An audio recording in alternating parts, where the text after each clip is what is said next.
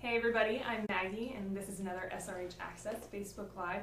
Today we're here with two great people of the hospital. We have Chief of Staff Emeritus, Dr. Tony Herring.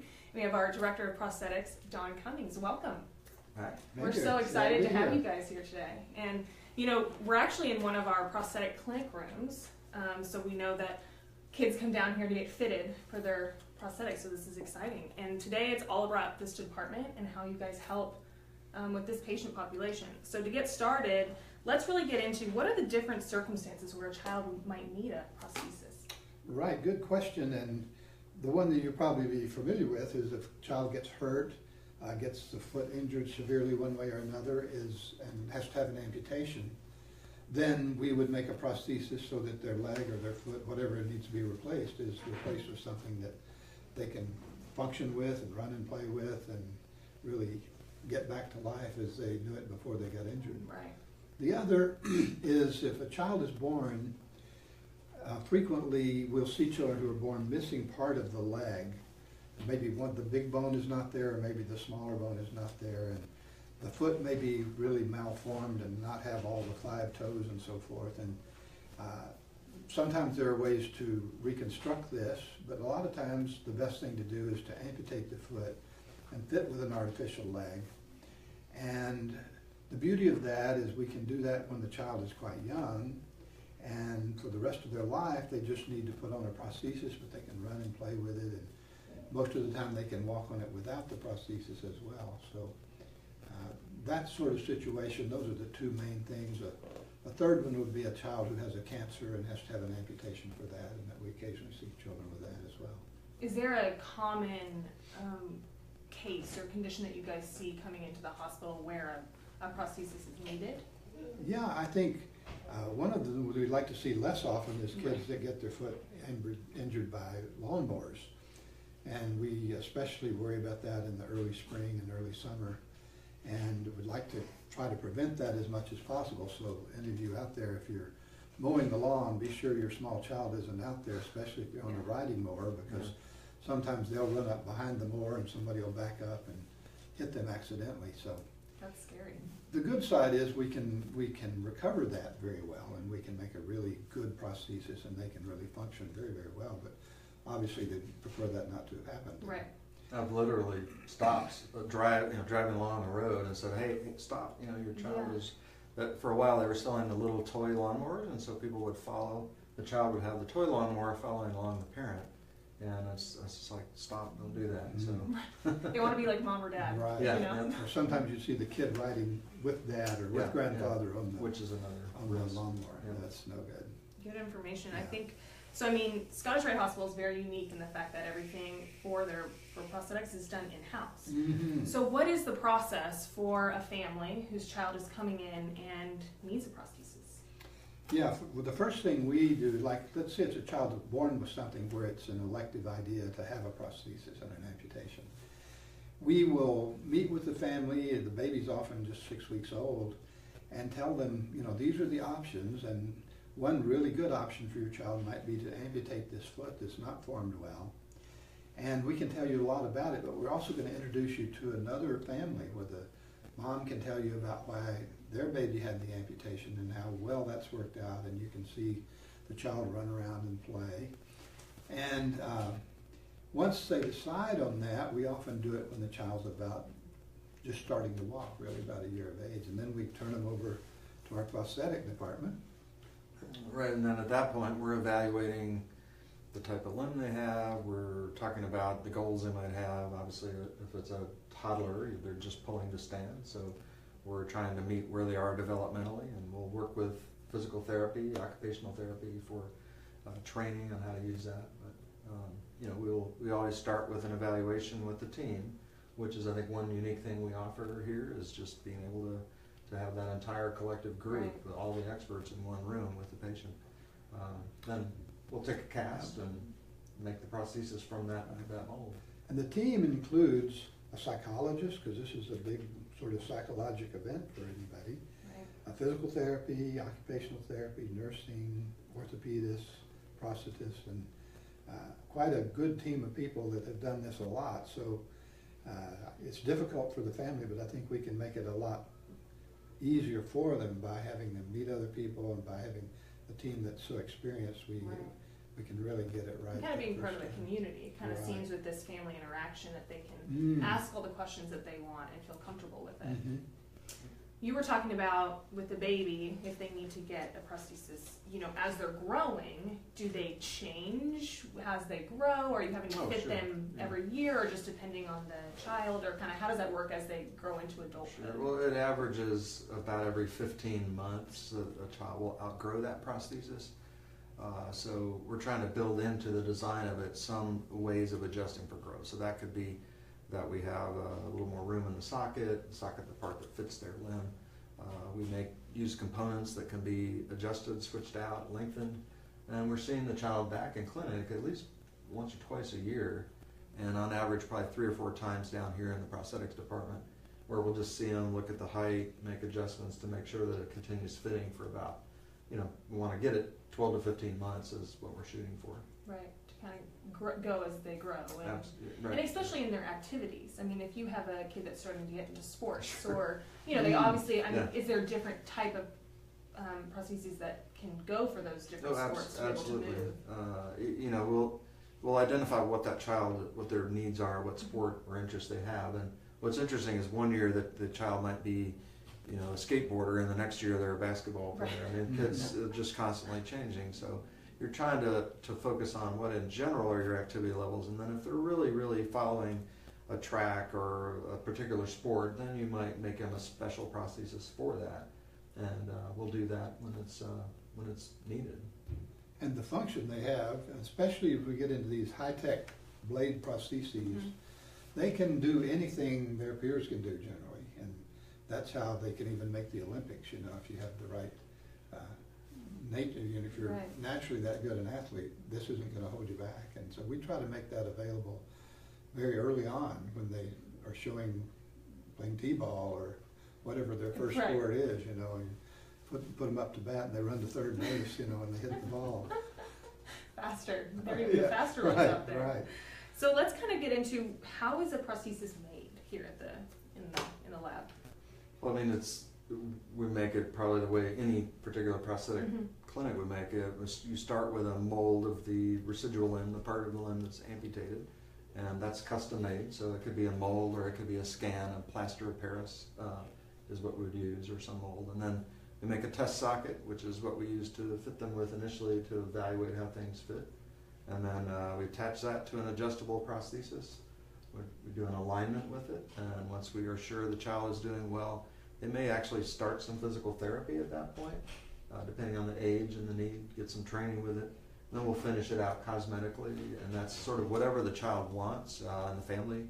So that's where they get to pick a bright color pattern, Camo or something. whatever they Yeah. want to express themselves, and that's the fun part of it too. I think one of the really cool things is that with this, especially seeing a child take a first step with their Mm. prosthesis, and I'm sure you guys have seen a lot of those moments, and it's pretty special to be a part of something like that, because it's a big deal. Well, and it's so natural. Like if we start at about 11 months of age, and we do the surgery then, and we fit the prosthesis. So this little 11 or 12-month-old child has no idea what's going on.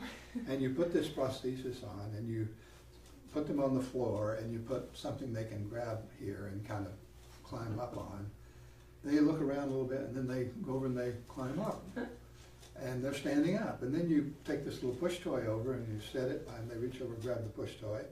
They take a step with their normal leg, and then they take a step with the prosthesis. And it's like, okay, I got this. What's the big deal? Right, they figure, And where they we're just- just like, oh my gosh, it's so exciting. They just take right off, and it's so fun to watch that. Yeah. Yeah.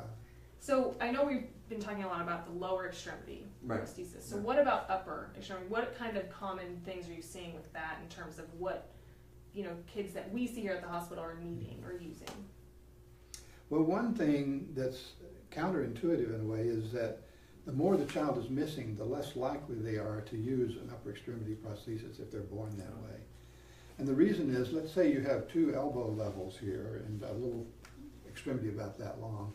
They can grip everything with it, they can put them together, they can do everything that they need to do, and they just do it spontaneously because they don't know they're any different.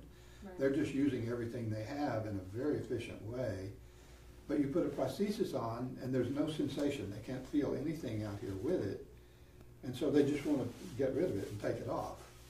And it's totally different from when you put the leg on and they just start walking. And so what we do now in terms of upper prosthetics, we used to give almost every child a myoelectrical, which are very fancy ones that open and close. And so a few of them used it, that we now wait until they're a little older and they say, well, I'm having trouble playing my trumpet because I have to hold with this hand and I can't punch the valves. So we put a hand on so they can punch the valves on the trumpet, or slide the trombone, or play the drums. And so they have a tool basically. And like sometimes we put a clip like you use on the pedal of a bicycle and put it on the handlebar of a bicycle and put a prosthesis on.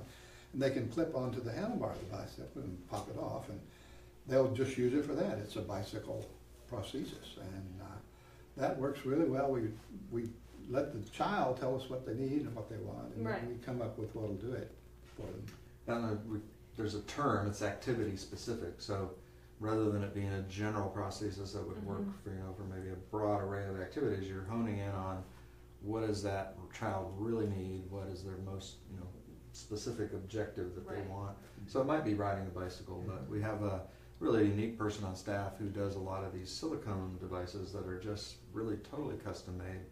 And he's great at, if it might be holding a drumstick for somebody, he's made a number of adapters for someone to be able to hold a violin bow, just, targeted at something specific that child is interested in doing. And, I think one thing that's always amazed me is so many of our kids that have upper limb deficiencies end up picking an instrument like a guitar or violin or something that you would think, again, it's counterintuitive. Why would you pick that? Right. But if they have musical talent, then they still have musical talent, whether they're born with an absent limb or not. So it's really amazing to watch that. And then all we do is sort of say, hey, let's try to make them something that will help them do that. Yeah. And then sometimes we do go for a cosmetic prosthesis, and they make them that look brilliantly like the hand. So you have a ballerina, and she wants to not be noticed as in a regular ballet performance.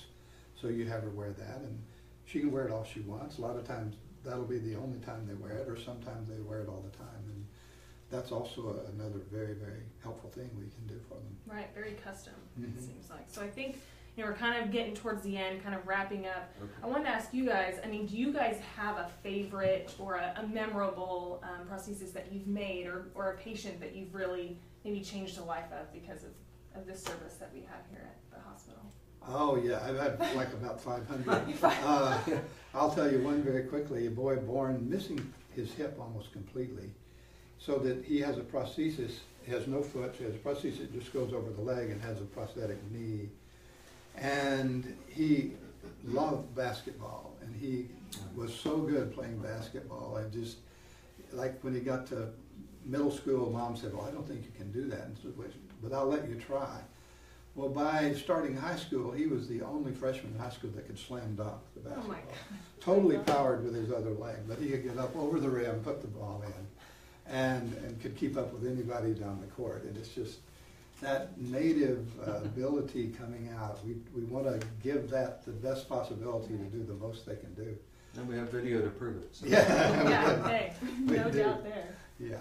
Do we have time for? Yes. I think one guy we both worked with when I started here 30 years ago. Dr. Harry had been here longer than that, but longer than that. Yeah, these are two legends we have right here. So there was a kid that I met on our amputee ski trip who had all four extremities. So he was born with both arms absent around the elbow and both legs sort of above the knee. And I learned so much from working with this particular guy because he did not let anything stop him. He was just so natural in everything he did. You know what I'm talking about. Oh, yeah. Did not wear upper limb prostheses. I remember going fishing with him one time. Without arms, he could cast a spinning reel equally as well as I could without prostheses. And so I just learned from him. And he wears leg prostheses and does tremendously well with those. Yes. But I would say that's been the biggest thing is for me to learn from these kids. And I'm still finding myself never say never, Right. and so I really have learned not to go, you can't do that, because they always prove me wrong. That's so awesome. Really cool things happen here at this hospital, and you guys have probably unlimited stories that you could share. Yeah, the adaptability of these children it teaches you so much. You would not be able to figure out the things they figure out, and they will always pick the most efficient way of doing something, whether it's holding playing cards with their toes because they don't have an arm over here and flipping them out with the other toes, or just So creative. Yeah. yes, Yeah. brushing their teeth with their feet, and it is incredible things. And the biggest thing, though, is to let them realize that they are perfectly acceptable. They don't need to hide anything. They need to let everybody know what they are and what they can do. And it's so nice in society now because people are so much more accepting of that than they Right. were Yeah. many decades ago. And the Paralympics has added a lot to it. A lot of our kids go to Paralympics and go to similar events and are very competitive athletically and in every way. I mean, scientists, the boy that Don was talking about is an executive in a big computer company and wonderful life, has kids, and just life goes on. And when you start talking to him, immediately you forget to talk about arms and legs. You're talking about what a brilliant guy he is and all the stuff he's doing in the computer world. And, That's awesome. Yeah, prosthesis is secondary. I mean, that's not who they Right. are. It's just Doesn't define them. it's Yeah. the enablers, yeah. Definitely. We really have the best prosthetic department in the world, and this guy has headed it up for a long time. And there are no problems they can't solve, Yeah. and you've got to have that kind of expertise, because if it's not quite right, the kid will just totally reject it. And you Right. think, well, he's acting badly, and you get the kids, well, it's a behavior problem. The behavior problem was that the prosthesis didn't fit perfectly and didn't work perfectly, and when you get it right, they take off. Yes. But I'll go back to the team, because it's Yeah. always about, I can make a limb, but I still need physical therapy, occupational therapy, the psychology, the support group, Right. all child life, all those groups. is And what we makes it sometimes work. do some surgery. And we you orthopedics. occasionally do some surgery.